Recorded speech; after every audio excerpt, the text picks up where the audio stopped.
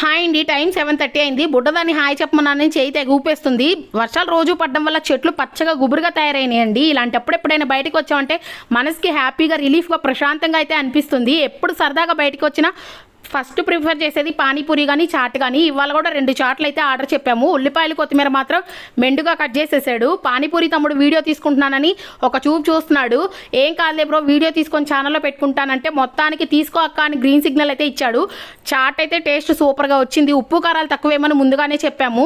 నాకు ఎప్పుడు పానీపూరి తింటున్నా కానీ గరికపాటి గారి డైలాగ్ అయితే గుర్తొస్తుంది. ఆ పవిత్రమైన పానీపూరి అంటారు కదా, ఎవరెన్ని చెప్పినా పానీపూరి తినడం మాత్రం ఆపం కదా.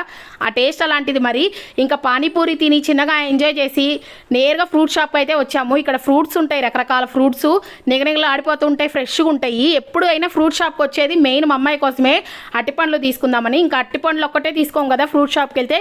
ఇంకా కొన్ని రకాల ఫ్రూట్స్, రస్కులు తీసుకొని వచ్చేసాము.